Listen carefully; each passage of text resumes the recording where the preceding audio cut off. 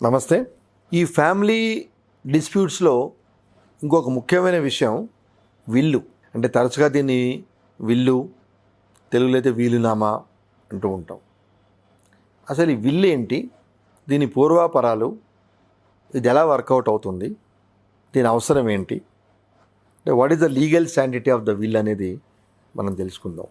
అంటే ఏ మనిషి అయినా తనకున్న ఆస్తిపాస్తులు తన తదనంతరం ఎవరికి ఏ రకంగా చెందాలి అని కాన్షియస్లో ఉన్నప్పుడు రాసే పత్రమే ఈ వీలునామా. ఈ వీలునామా అనేది ఆ వ్యక్తి తనకున్న ఆస్తుల్ని తన వాళ్ళకే ఇవ్వాలని కానీ ఫలానా వ్యక్తులకు ఇవ్వాలి కానీ చట్టంలో ఎక్కడ నిర్దేశించలేదు. తనకిష్టమైన ఎవరికైనా ఈ వీలునామా రాసే వెసులుబాటు చట్టం కల్పించింది. అంటే దారినపోయే దానయ్య కూడా అతనికి ఇస్తే బాగుంటుంది అని కనుక ఈ వ్యక్తి భావిస్తే తన సొంత వాళ్ళకి ఇవ్వకుండా ఆ పర్టికులర్ వ్యక్తికే ఎందుకు ఈ ప్రాపర్టీ అతనికి చెందుతుంది అని ఈ వీలునామాలో పొందుపరచడం జరిగిందనే విషయాలు చాలా క్లియర్ కట్గా రాయటం జరగాలి. అలాగే ఈ వీలునామా రాసేటప్పుడు ముఖ్యంగా రాయాల్సిన ఒక పాయింట్, గతంలో నేను తెలుసో తెలియకో వీలునామాలు ఏమైనా రాసి ఉంటే అవన్నీ ఈ రోజు నుంచి చెల్లుబాటు కావు. ఈరోజు రాసే వీలునామానే ఫైనలు. ఆ పాత వాటన్నిటిని ఈరోజు రాసే వీలునామా సూపర్సీడ్ చేస్తుంది. దీనిలో పొందుపరిచిన విషయాలే లీగల్గా చెల్లుబాటు తప్పితే గతంలో ఇచ్చినవి కావు అని ఫస్ట్ ప్రియాంబుల్ అంటారు. ప్రియాంబుల్లో ఫస్ట్ అండ్ ఫార్మోస్ట్ రాయాల్సిన వాక్యాలు ఇవి ఈ వీలునామా రాసిన. అలాగే రెండో పాయింట్, ఈ వీలునామాని నేను ఫుల్ కాన్షియస్తో, ఆరోగ్యంతో, నా నాలెడ్జ్తో, ఎటువంటి ఈర్ష్యాద్వేషాలు లేకుండా, ఎవరి ఇన్ఫ్లుయెన్స్ లేకుండా వాలంటరీగానే నేను పలానా వ్యక్తికి రాస్తున్నాను అని చెప్పాల్సింది రెండో పాయింట్. మూడో పాయింట్ వచ్చేటప్పటికి అతనికి కొడుకులు, కోడళ్ళు, మనవరాళ్ళు, మనవళ్ళు, ఎంతోమంది భార్య, ఎంతోమంది రిలేటివ్స్ ఉన్నా ఒక పర్టికులర్ పర్సన్కి, దీనిలో రెండు రకాలు, నా తర్వాత నా ప్రాపర్టీ నా భార్యకి, ఆమె తర్వాత వీళ్ళకి ఏ రకంగా చెందుతుంది అనేది చాలా స్పష్టంగా ఉండాలి. లేదు కుటుంబ సభ్యులకి ఇచ్చే ఉద్దేశం లేకుండా ఎవరో సమ్ ఎక్స్కి ఇస్తున్నారన్నప్పుడు ఎక్స్కి ఇవ్వడానికి కారణాలు ఏంటి, ఫ్యామిలీ మెంబర్స్ ఉన్నా కూడా why he's preferring to execute that will in favour of mister X అనేది దానిలో స్పష్టంగా పొందుపరచాలి. అంటే దీనివల్ల ఈ స్పెసిఫిక్గా లేకపోతే ఇబ్బందులు ఏమొస్తాయంటే, ఇతని కాలం చేసిన తర్వాత ఆ కుటుంబానికి సంబంధం లేని వ్యక్తి విల్లు నాకు రాశారు అని కనుక డిక్లేర్ చేసినప్పుడు ఫ్యామిలీ మెంబర్సు ఫస్ట్ చేసే పని అతని మీద ఫోర్జరీ కేసు, చీటింగ్ కేసు పెడతారు. మా నాన్న ఇతనికి ఇవ్వలేదు, ఇతనికి సంబంధం లేదు, ఇతనేదో మా నాన్నని మాయ చేసో లేకపోతే ఏదైనా చేసో ఈ రకమైన విల్లు సృష్టించాడు, ఇది ఫోర్జరీ, ఇది మా నాన్నగారిది కాదు అంటూ అతని మీద క్రిమినల్ కేసులు పెట్టే అవకాశం అనేది చాలా ఎక్కువగా ఉంది.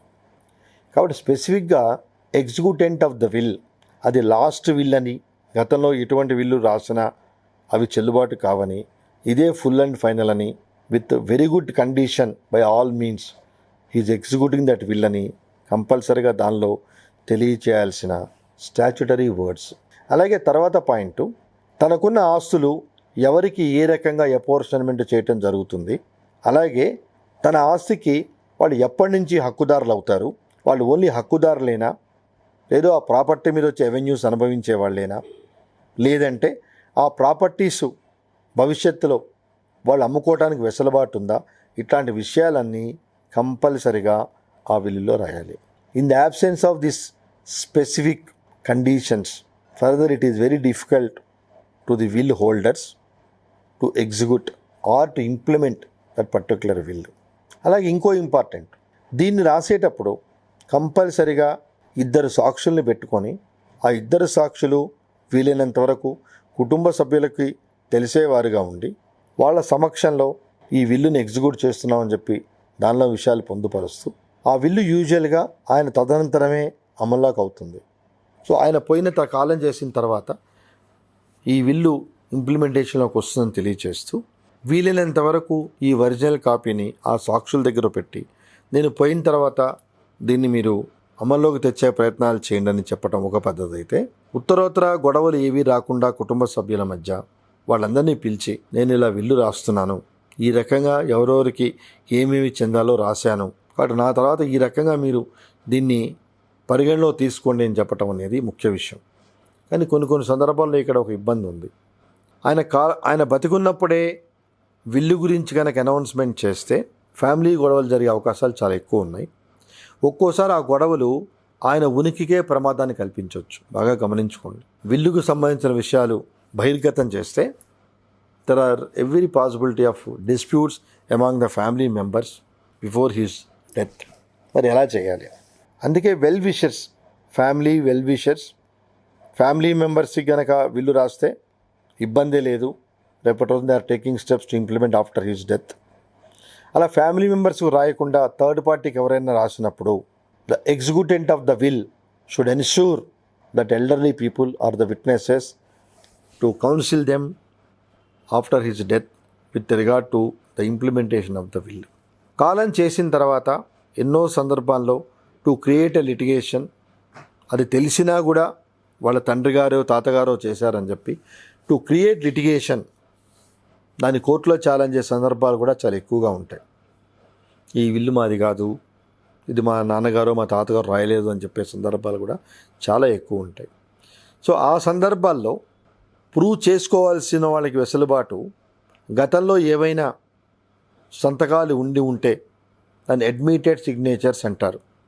అంటే కాలం చేసిన వారివి, అంటే ఎవరైతే విల్లు రాశారో వాళ్ళు అడ్మిటెడ్ సిగ్నేచర్స్ కనుక అవైలబుల్లో ఉంటే ఆ అడ్మిటెడ్ సిగ్నేచర్స్తో కంపేర్ చేసుకొని ఆ విల్లు మీద ఉన్న సంతకాలు కరెక్టా కాదని టాలీ చేసుకునే మెకానిజం కూడా చట్టం కల్పించింది. అందుకే నేను చాలా చోట్ల ఈ మధ్య ఇలాంటి ప్రాపర్టీ ఇష్యూస్లో ఐఎమ్ అడ్వైజింగ్, మీరు సంతకాలు పెట్టే వీలున్నా, అంటే you're educated enough to sign to put your signature in order to avoid any confusions in future. మీ థంబ్ ఇంప్రెషన్స్ వేయండి. మీరే కాదు, మీతో పాటు మీ సాక్షులు కూడా, మీ సాక్షులు థంబ్ ఇంప్రెషన్ వేస్తే సంతకం అనేది ఫోర్జరీ అని కుటుంబ సభ్యులు డిస్ప్యూట్గా తీసుకున్న ఈ థంబ్ ఇంప్రెషన్స్ మిమ్మల్ని సేవ్ చేస్తాయి. అలాగే ఒక కాపీ విట్నెస్ దగ్గర ఒక సాక్షులకి ఒక కాపీ ఇవ్వండి, ఒరిజినల్ కాపీ మీరు పెట్టుకోండి. ఒరిజినల్ కాపీ ఎవరైనా better person who is capable enough to handle the family issues ఉన్న అతనికి వెసులుబాటు కల్పించేట్టుగా ఆయనకి ఇవ్వండి. సో చూడటానికి విల్లు ఇంత చిన్న విషయం అని కనిపించిన దీని ఇంప్లిమెంటేషన్ వచ్చేటప్పటికి ఎక్కువ ఫ్యామిలీ డిస్ప్యూట్ జరిగే అవకాశాలు చాలా ఉంటాయి. ఎప్పుడైతే ఈ విల్లుది ఈ పర్టికులర్ దానిలోకి మనం చెప్పడం జరుగుతుందో కోర్టులో ప్రూవ్ చేసుకోవాల్సిన వెసులుబాటు కూడా ప్రశ్నించే వాళ్ళదే ఉంటుంది. అది బాగా గుర్తుపెట్టుకోండి. ఎవరైతే విల్లు కరెక్ట్ కాదు అని ప్రశ్నిస్తారో వాళ్ళ మీద బాధ్యత. చాలామంది అంటారు నా దగ్గర విల్లు ఉంది ఏంటది ఫోర్జరీ అండి, మా తాతగారు చేయలేదు, మా నాన్నగారు చేయలేదు. నిజమే, ఎవరూ చేయకపోతే ఈయన డీటెయిల్స్ ఎక్కడి నుంచి వచ్చినాయి. కాబట్టి ఇంకొక సూచన ఈ సందర్భంలో, ప్రాపర్టీస్ని వేగ్గా కాకుండా మీకున్న ప్రాపర్టీ డీటెయిల్సు, దాని షెడ్యూలు, అది ఏ రకంగా మీకు వచ్చింది, దాని రిజిస్టర్డ్ డాక్యుమెంట్ నెంబర్ ఏంటి, ఇవన్నీ కూడా చాలా విశదీకరంగా మీరు మీ విల్లులో పొందుపరచండి. In order to avoid future complications. Just like that బలానా చోట నాకు ఫ్లాట్ ఉంది, బలానా చోట ఇల్లు ఉంది అని అలా వేగ్గా రాయకుండా you explain the description of the property details. ఆ ప్రాపర్టీ డీటెయిల్స్ ఏంటి, వాటి బౌండరీస్ ఏంటి, అది ఏ రకంగా మీరు ఆ ప్రాపర్టీని ఎక్వైర్ చేసుకుంటే ఆ డాక్యుమెంట్ నెంబరు, ఈ డీటెయిల్స్ అన్నీ మీరు ఎప్పుడైతే ఇవ్వటం జరుగుతుందో రేపు ప్రశ్నించే వాళ్ళు ఎవరైనా దీన్ని ఫోర్జరీ చేశారు అనే కామెంట్ చేసినప్పుడు ఈ రకమైన కంటెంట్స్ విల్లులో ఉండటం అనేది మిమ్మల్ని సేఫ్ గార్డ్ చేస్తుంది. గమనించుకోండి. బట్ థర్డ్ పర్సన్ ఎవరో మన తాతగారి సంతకం ఫోర్జరీ చేశారని చెప్పి అనుకుందాం అంటే దీనికి ఇంకో వెర్షన్ కూడా ఉంది. Sir with an intent to cheat, వీడే ఇన్ఫర్మేషన్ అంతా గ్యాదర్ చేసి ఇది తయారు చేశాడు అని చెప్పనే వాదన కూడా తీసుకోవచ్చు. Yes, it is also equally true. కానీ ప్రైమా ఫేసి డాక్యుమెంట్ చదివినప్పుడు ఆ డాక్యుమెంట్లో ఈ విషయాలన్నీ మనకి అవైలబుల్లో ఉన్నప్పుడు ఆ డాక్యుమెంట్ ఫోర్జరీ అని చెప్పే అవకాశాలు చాలా తక్కువ ఉంటాయి. కాబట్టి ఎవరైతే విల్ ఎగ్జిక్యూట్ చేస్తున్నారో తప్పనిసరిగా వాళ్ళు ఈ జాగ్రత్తలు తీసుకోండి. అలాగే ఇంకో ముఖ్యమైన విషయం, ఈరోజు మీరు విల్లు రాసిన 10 రోజుల తర్వాత దాన్ని మార్చే అధికారం మీకుంది. అంటే మీరు చనిపోయే లోపల ఎన్ని విల్స్ మీరు రాసినా ఏదైతే లాస్ట్ విల్ అనేది ఉంటుందో, అంటే అది రాసిన తర్వాత మీరు కాలం చేస్తారో దాని ముందు ఇమీడియట్గా ఉన్న విల్లే లీగల్ వ్యాలిడిటీ ఉంటుంది తప్పించి మిగతావన్నీ పోతాయి. సో అందుకే మీకు మొదట్లో చెప్పాను, విల్లు రాసేటప్పుడు ఇదే నా చివరి విల్లు, గతంలో నేను రాసిన విల్స్ ఏవైనా ఉంటే అవన్నీ నల్ అండ్ వాయిడ్. సో దీనిలో పొందుపరిచిన విషయాల ప్రకారమే నా ప్రాపర్టీకి వారసులు కానీ నా ప్రాపర్టీ అపోర్షన్మెంట్ కానీ జరుగుతుంది. అలాగే ఎప్పుడు ఎవరు ఏ రకంగా ఆ ప్రాపర్టీని అనుభవించాలో లేకపోతే దాన్ని పరిగణలో తీసుకోవాలనేది కూడా విల్లులో పొందుపరచాలి. చూడటానికి ఇది చిన్న మాట విల్లు, 4 అక్షరాల మాట అయినా, అలాగే తెలుగులో వీలునామా అనే మాట ఉన్నా ఎన్నో కాంప్లికేషన్స్, దీనికి సంబంధించి కొన్ని వందల వేల కేసులు సివిల్ కోర్ట్స్లో పెండింగ్ ఉన్నాయన్న మాట నిజం. ప్రాపర్టీస్ ఇంత వాల్యూస్ ఉన్నాయి కాబట్టి అందులో day by day the value of the properties are enormously increasing. So ఈ నేపథ్యంలో ఎవరు వాళ్ళ ఆస్తిపాస్తులు వదులుకోవటానికి కానీ, దాన్ని జస్ట్ లైక్ దట్ ఎవరికో మా నాన్నగారు ఇచ్చారు కాబట్టి నేను సైలెంట్గా ఉందాం అనే ఒక ధార్మికత ఈ రోజున ఎవరికీ లేదండి. కాబట్టి ప్రేక్షకులు గమనించాల్సింది ఏంటంటే, మీరు విల్లు రాసేటప్పుడు వీలైనంతవరకు న్యాయ సలహా తీసుకోండి. ఒక educated and known friend of both the family members, అనుకూలంగా ఉన్న వ్యక్తుల్ని మీరు సాక్షులుగా పెట్టుకోండి. మీ సంతకాలతో పాటు మీ వేలిముద్రలు కూడా వేయండి. ఈ కాపీలు మీ కామన్ ఫ్రెండ్ ఎవరైతే ఉన్నారో వాళ్ళ సూపర్విజన్లో పెట్టి మీరు కాలం చేసిన తర్వాత దాన్ని ఇంప్లిమెంటేషన్ చేయండి. లేదు అంటే మీరు బతికుండగానే ఎప్పుడైతే వీళ్ళు ఎగ్జిక్యూట్ రాస్తున్నారో మీ ఫ్యామిలీ మెంబర్స్ అందరినీ పిలిచి ఈ రకంగా నేను ప్రాపర్టీ డివైడ్ చేశానని చెప్పండి. ఫ్యామిలీ మెంబర్స్ కాకుండా థర్డ్ పర్సన్కి రాస్తున్నప్పుడు కూడా ఆ థర్డ్ పర్సన్కి ఎందుకు రాయాల్సి వచ్చిందో విల్లులో రాయండి. యాజ్ వెల్ యాజ్ మీ ఫ్యామిలీ మెంబర్స్కి చెప్పండి.